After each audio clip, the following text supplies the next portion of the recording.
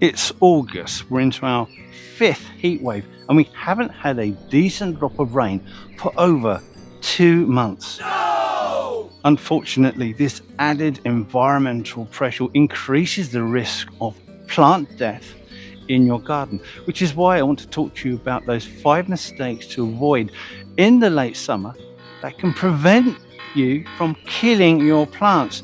I'm going to talk about the first one, that is to do with the use of pesticides on your plants. Now, strictly speaking, this isn't going to kill your plants, but it is going to kill beneficial insects in the wider environment, and that is very naughty. No!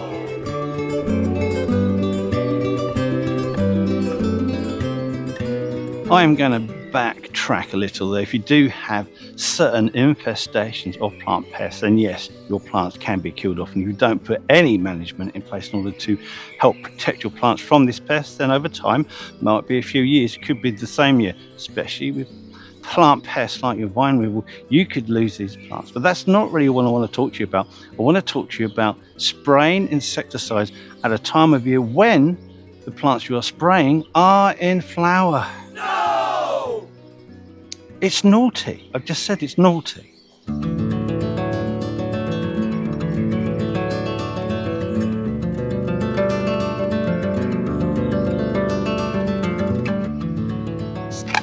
Love them or hate them, you don't have to use them, but these systemic insecticides do exactly what they say on the label that is on your bottle. Whether it's pre-mixed or concentrate, it doesn't really matter. The active ingredient in these chemical sprays is absorbed into the plant and travel around throughout the plants. We're talking about the roots, the leaves, the stems, the flowers, the nectar, the petals, and the pollen. So the majority of these insect pests, they will eat the foliage, maybe eat the new growth, including flower buds. They can defoliate a plant completely. Certain caterpillars will just take everything and get their little chops around. Certain biting insects, such as aphids, are also vectors, which means they can transfer other diseases from plant to plant to plant, such as viruses, such as bacterial infections, such as fungal infections. And we really don't want that to happen, and this is where the problem lies.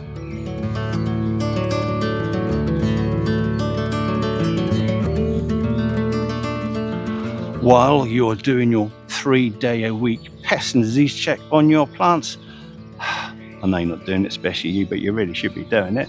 You'll see insect damage on there, and you think, well, I can deal with that. I'll go buy an insecticide, spray that, that'll kill the insect, no problems. Everything's lovely. My plant is saved. Hooray!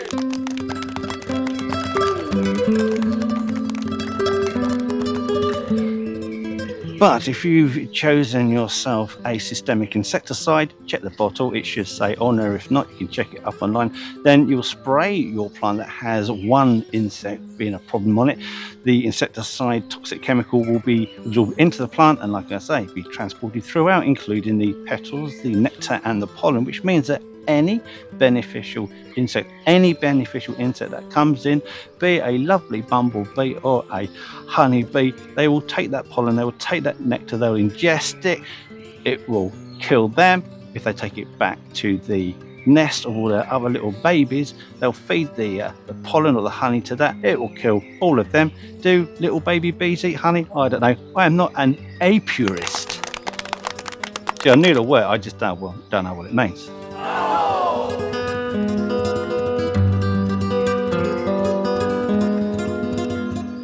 So the moral of this story is this: if your plants are being attacked by an infestation of insects or bugs, then yes, you can take steps to protect them. However, no, you cannot be applying a systemic insecticide if these plants are in flower. Yes, you can apply an organic insecticide if the plant is in flower, but you could always do the old gardener's trick. If you see a bundle of bugs on top of some lush growth, you can snap that growth off, throw it in the incinerator.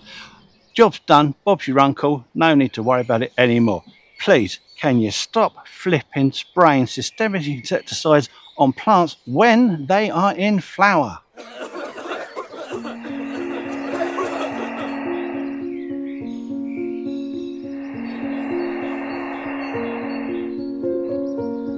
late summer mistakes that can kill your plants. Number 2 is to do with watering, and this is generally about killing your plants, not like number 1, which is about killing other things, maybe a bit on plants. It's my video, it's my channel. I can literally do what I want.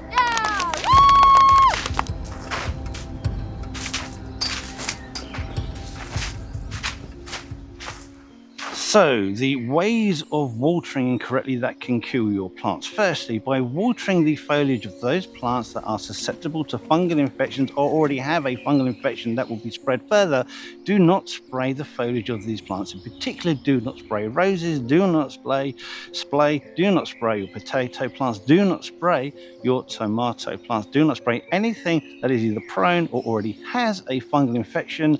Just don't do it. Secondly, don't spray your plants at the wrong time of day. If you spray them at the heat of the day, most of that water will evaporate. There is research, it says you can lose between 60 and 70% of your water if you spray it at the heat of the day. Equally, you can also promote scorch on certain plants such as hydrangeas and acers. So heat of the day, no, don't also spray them or water them at the end of the day. If you water at the end of the day when it's cooler, you'll create damp conditions that last throughout the night. That increases the risk of your plants being attacked by slugs and snails because they prefer those cooler, damp conditions. And also, if there are fungal spores milling about, floating around, if you're watering at night, spraying the leaves, again, you increase the risk of fungal infections attacking your plants.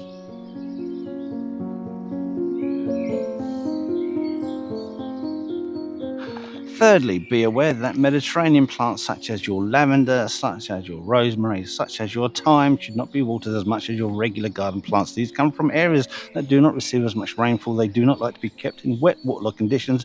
If you are watering your garden every single day, don't do that. Then water these plants every third day. In fact, always make sure that the top surface of the soil of about 1 inch or 2 inches is always dry before you re-water these plants.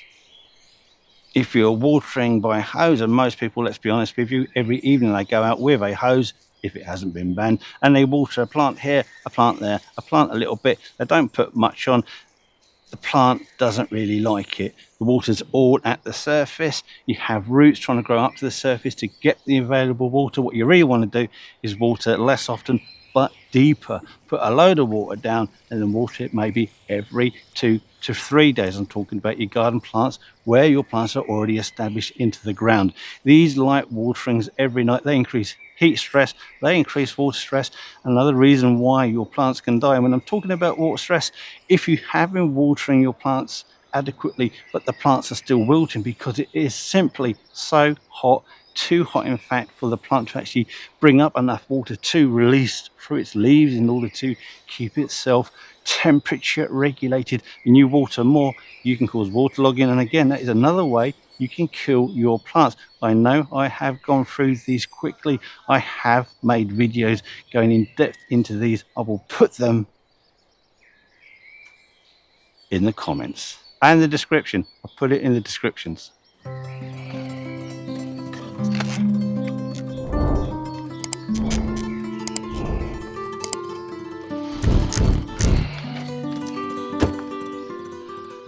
Subscribe to the channel. It helps our channel enormously, gets it out there into YouTube land. It is absolutely free. It shows you when we have more videos published, and you can unsubscribe at any time, so there is no risk whatsoever. Cross my heart, hope to die. Mistake number 3 is to get too excitable with your shears, with your secateurs, and be cutting back certain plants that you really shouldn't cut back just yet. If you start removing foliage from these particular plants, I will talk about which ones they are, then it denies them the opportunity to draw in nutrients, sugar starches from the leaves, from the old stems, back into the root system in order to bulk that root system up, enabling it to give you a better display for next year. These are the plants I'm talking about. First group are going to be all of your long stem lilies, like your tree lilies, like your regal lilies, any of your decent lilies with your stiff stems. Yes, you can deadhead them so that the plant isn't using valuable resources to produce the seeds, produce the seed pods, but leave the stem in place, leave all the foliage in place. I know it looks quite sticky and not particularly attractive, but you are doing next year's display an absolute wonder by allowing this plant to go through its natural stages of life in order to absorb all this back into the bulb, bulk it up next year, much bigger display, maybe have 2 stems if you're lucky. Oh, honestly, could you get 3? Could you get 3? Not as good as this, but certainly you're going to get a better display by not chopping the whole thing back. Yeah, I know it's ugly. It is exactly the same story for your Crocosmias. Now, some of these may still have some decent green growth left that isn't too unattractive, although if you look a bit closer, there will be a lot of brown stuff in there. But let it do its thing. Allow all the nutrition, the carbohydrates, the sugar to get drawn back into the culms, bulk up those culms so next year you get a fantastic display. If you cut any of these plants too early, like the lilies, like these Crocosmias, it denies the bulbs or the culms the access to these resources. So you'll get a weaker display next year. You don't want crappy, weak displays with these plants. You want amazing displays. And by doing this, allowing them to perform their natural life cycle, this does the trick. Just do it. And of course, if you repeatedly do this year on year, you'll get weaker and progressively weaker plants. And over time, these plants could die.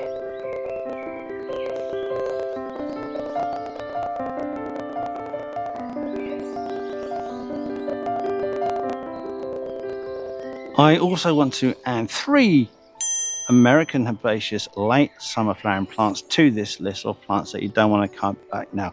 First ones are going to be all of those lovely heleniums with their gorgeous brightly coloured plants. Secondly are going to be those echinaceas, really like those ones too.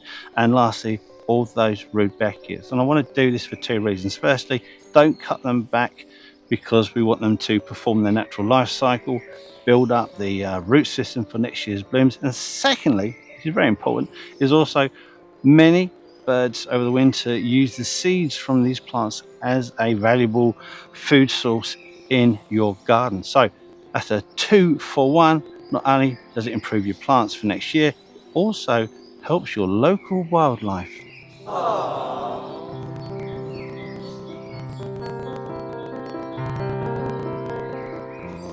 Mistake number 4 is this, and it's to do with buying plants during heat waves. If you've seen any of the new builds around where you live and they've planted up the gardens once they've finished the property, you look at the gardens and the lawn's dried up and died and all the plants in the gardens have dried up and died, well, it's because people think that once they've planted the plant in the ground, it is then protected by the elements and the soil and the rain. There's been no rain and their job is done. But no, the plants don't cope. It's a bad time of year and you'll often see all these plants dead in the ground. This is usually caused by a combination of factors. Firstly, is that most modern plant productions use crappy old compost that will shrink when it dries up. And if you think because your plant is outside in the ground, then it will grow properly because it's just there, then no. If the soil is dry and there's no rain, then the roots in the root ball won't really escape that root ball and get into the surrounding soil. Firstly, because there's no moisture in the soil anyway, so there's little point in doing it. And secondly, if there's some shrinkage or it's not been planted properly, you had these air pockets between the root ball and the surrounding soil. And again, it doesn't really want the plant to put its roots out.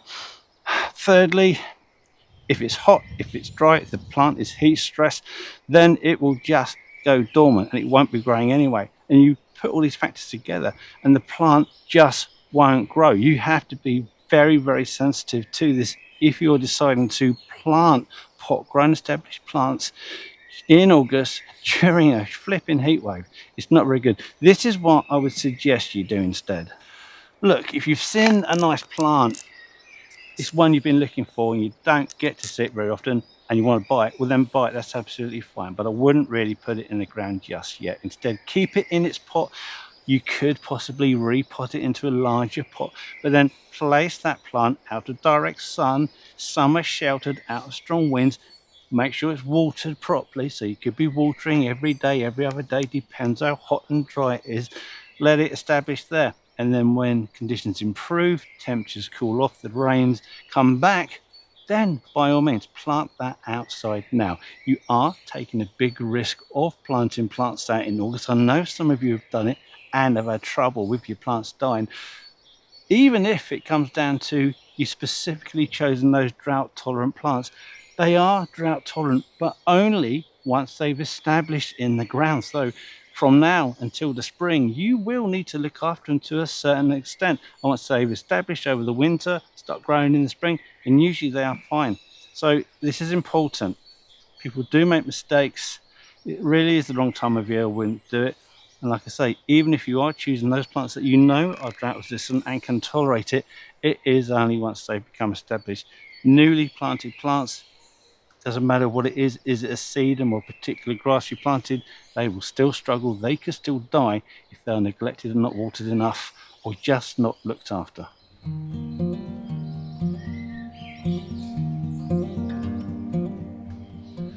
August mistake number 5 is a good one. And when I say a good one, I mean it's a really, really bad one. Let me explain.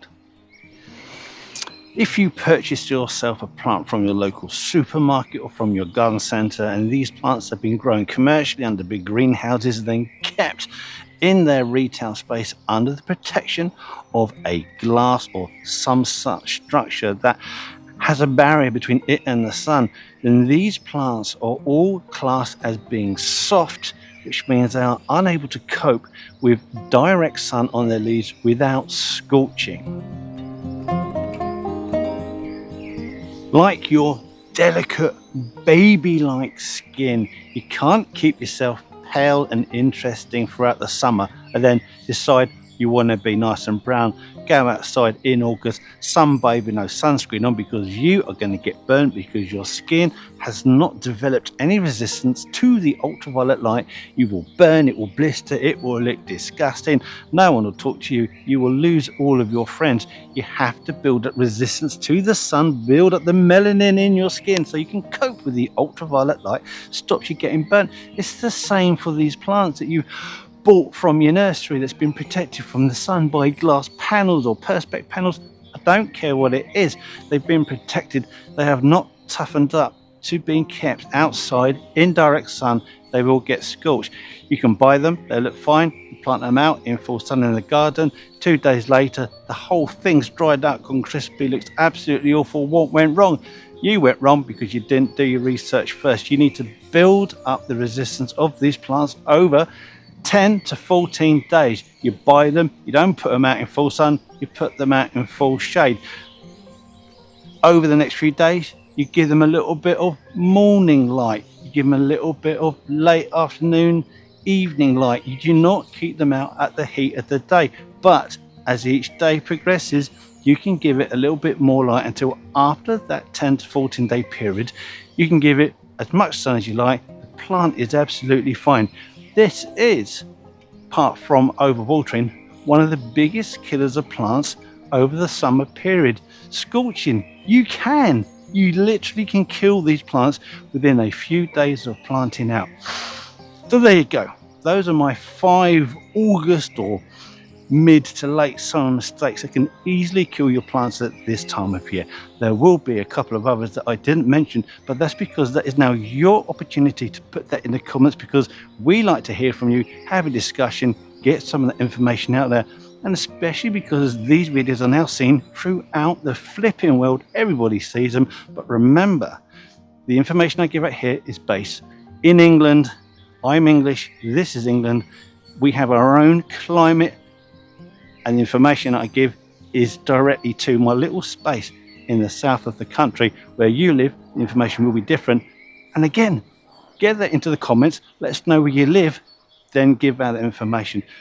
Before I go, I'm going to give you one of my top watering videos. I'm going to put it there, you can click on it, go straight to it, because we did touch on quite a lot of watering. There are a lot of ways to kill your plants by incorrect watering. Click on that, it'll give you all the information you need. Thanks for watching. See you in the next video. Goodbye.